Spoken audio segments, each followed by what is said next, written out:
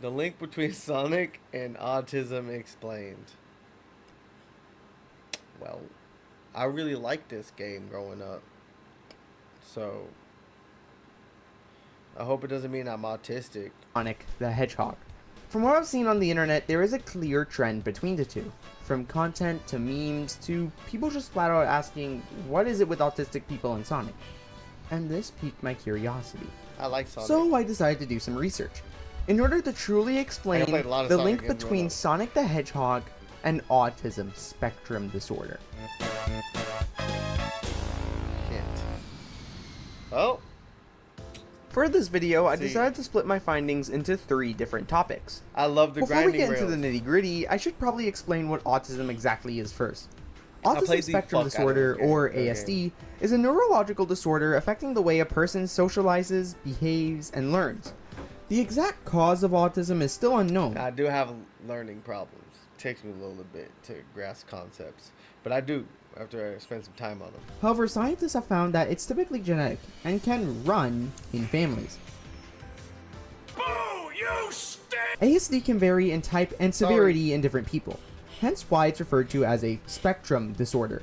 The most highlighted symptoms usually include difficulty reading social cues, making little to no eye contact, talking on about a passionate subject despite other parties not being interested, and being more sensitive to sensory input, such as sight, sound, and taste.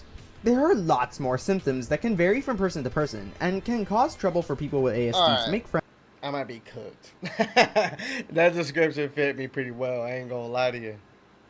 I'm not gonna lie Or to socialize. you. And if their disorder is severe, they may at times not be able to communicate at all. It's pretty common for someone to be diagnosed with ASD. I have no problem talking though. According to the CDC, it affects approximately 1 in 36 people in the United States, and 1 in 100 worldwide. Autism is a common neurological disorder that affects one's form of communication as well as their senses. People with autism are often hard to communicate with, and the way to do so properly depends greatly on the severity of their disorder.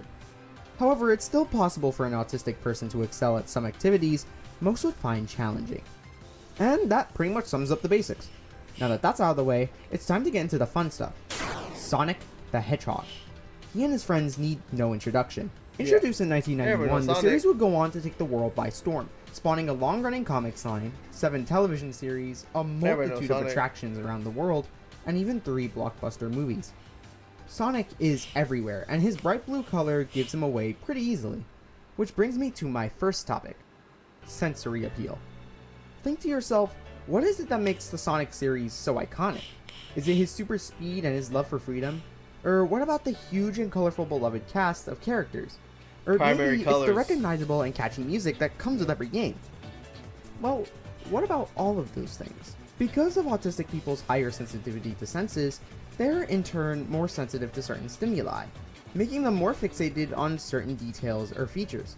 One of the most common findings in my research, more specifically when I googled the question up front, were the colors of the characters. Sonic has a very colorful cast. Almost every character has a certain color assigned to them, typically reflecting their traits. Primary color. Let's take a look at the main crew, for example. Sonic's blue, representing his love for freedom and justice.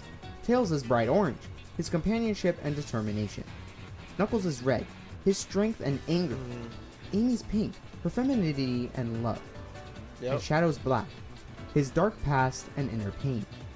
Some individuals with ASD may have trouble predicting the complex world around them, as they get familiar with characters. So the color code, it makes it easier for autistic people to understand. That's actually smart. That's smart. I mean, I don't think they did that on purpose, but it works. Such as those in Sonic the Hedgehog, they are able to easily read their cartoony facial features, and find not just predictability, but relatability as well, in their character design alone. And through this, they may find solace. You may find some individuals choosing their favorite character over other ones, with their color being a major factor as to why. And this can even branch beyond ASD. Someone may be comfortable with more overstimulating. I've never liked Shadow's character. I mean, I like the idea of Shadow. I like how he looks. But, like, his game sucked. And, like, he just doesn't... Like, Sonic's the best character, obviously. But colors, I also like Knuckles, red. too. Knuckles is so badass. they may be more intrigued by characters like Knuckles or Dr. Eggman. while those more comfortable with more calm colors, like purple, may find the most consolation in SBO or Big.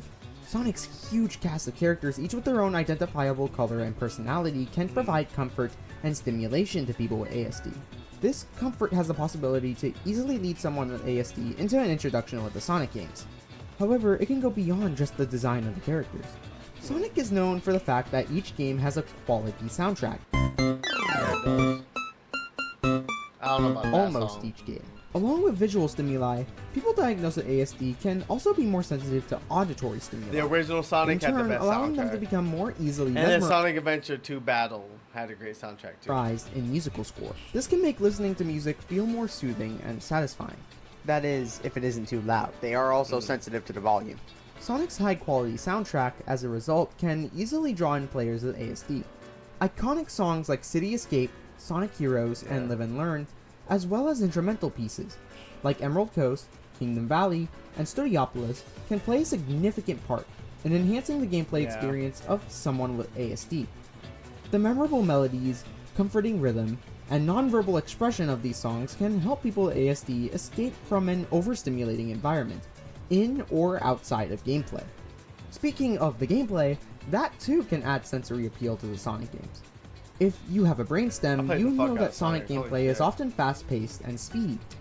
This super fast gameplay can be very rewarding to certain autistic Nostalgia individuals. right here. While some may find it too fast and too stimulating, others may find it perfect. Other individuals with ASD may be more stimulated mainly by the aesthetic or the visuals of the more stylistic games, like Sonic Rush, Colors, or Generations. The Sonic series of video games has a load of played potential in Sonic terms of Generations sensory appeal or for Rush. autistic individuals. The colorful and cartoony design of its characters, its high standard for music, and speedy but stylistic gameplay can all cater to people with ASD really easily. Never The played this one majority either. of those diagnosed with ASD will find a soothing and stable experience in not just the games, but other forms of Sonic-related media as well, and likely get them hooked. Which brings me to my next topic, special interests.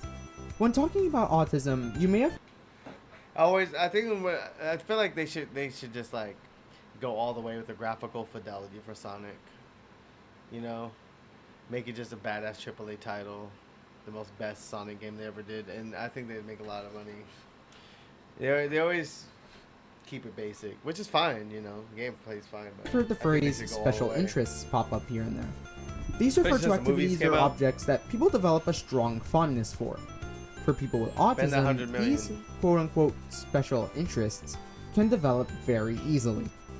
For a combination of neurological reasons, individuals with autism can become so hyperfixated The Bear Bears is definitely an autistic ass show. on certain ideas or topics that it at times may become harder for them to explore Like, for anything real. else. Whether it's a coping mechanism, a pathway for communication, or just something they're emotionally attached to, autistic people forming special interests is very common, and at times, it may be all they talk about. This SpongeBob is is less of a autistic. reason as to why autistic people tend to be infatuated with Sonic, and more of a reason as to why it's so highlighted. If an game autistic is just person fun, has a too. special interest in something, they tend to show it. Often. The significant amount of autistic individuals within the Sonic community, mixed with a desire to share their interests with others inside that community, can lead to the trend becoming more noticeable. Sonic games have a Okay. lot to talk about in terms of history, story, and game design. Yeah, I never got When into an all that autistic shit. person has a special interest, they tend to pour hours into exposing themselves to it and learning more. This provides a lot of room for communication for autistic individuals within the Sonic community, something that typically may be a challenge for them outside of it. Which brings me to my third and final topic, escape. It's no secret that video games can provide Escape. a source of escape for many Yeah, players, that's what video transporting games do. them to a whole new world that isn't affected by issues that they may be encountering in their real one. Sonic is no different. With the social disadvantage that ASD causes, it's possible for some who are diagnosed to feel unwanted or like an outcast. With its symptoms, it most of the time becomes a challenge for those with ASD to make friends and engage with peers. As I said before, it's hard for them to read social cues, make eye contact, or know when to stop talking. I do have a problem with not learning when to stop talking, and eye contact. I never like making that shit so uncomfortable. I just started like working on that problem with myself. Not only this, but the I don't know if I'm autistic. I might be. Who knows? overstimulation of someone with ASD may influence their social experiences in a negative way. As a result, autistic people may turn to the aforementioned special interests in order to find comfort or escape. One of which may include video games. Video games provide a sense of control and predictability. When playing a video game, the player and the player alone is in control of the action. And if you're replaying the game, surprises are going to be less likely. When making a mistake in a video game, you're granted practically an infinite amount of opportunities to try and try again, lowering the pressure of failing a lot, especially for those with ASD. The rules are clear and simple. If you mess up, it's not the end of the world. If there's something you don't understand, you'd usually read the instructions or watch the tutorial again. And this goes beyond Sonic the Hedgehog. Super Mario, Rocket League, Fortnite, Persona, whatever it is, video games offer a virtual but controlled environment. As a result, those with ASD may find video games a place of safety, and, as I mentioned earlier, offers them a community of like-minded individuals. Sonic isn't the only gaming franchise that works well for autistic people. Video games as a whole easily attract those with ASD because of their defined rules, lack of pressure, and a sense of control and belonging. Social interaction is important, don't get me wrong. What I'm saying is that those with ASD who just feel overwhelmed with communication in their surroundings will likely take a break and immerse themselves in video games from time to time, and find a comforting escape. Video games like Sonic the Hedgehog. And that is my explanation of the link between Sonic and autism. Well, remember, Sonic is loved by millions around the world, not just those maybe you have autism. Who knows? With ASD. If these things fit, you just might have autism. Like I said, his noticeable appeal to those with ASD made me curious, and I think it really shows just how quality and versatile of a series Sonic is. This is a fun game though overall. I enjoyed it a lot. When it wants to be. Honestly, this one was pretty hard to make, as the intricacies of autism are still... I don't really like the side-scrolly ones as much as I like the 3D one, or you know what I'm talking about, the fucking open world ones. Very complex. I found it challenging to put it all into words that make the video more than 7 minutes, but here we are. I did it. Hooray. I've also read that a certain individual you might know helped recognize the large number of autistic Sonic fans. I didn't want to get into that because I just wonder if that's the same guy who does like the Pokemon theme song. Want him gone from the Sonic history book. Look, if you know, you know. That's all I'll say. If you enjoyed what you saw, feel free to like or subscribe. If you didn't, comment and tell me what you changed. Either way, it'd be fantastic and would help me out greatly. Thank you for watching.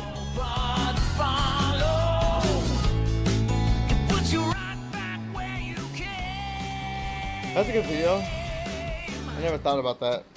I never thought Sonic and autism had a connection ever, you know?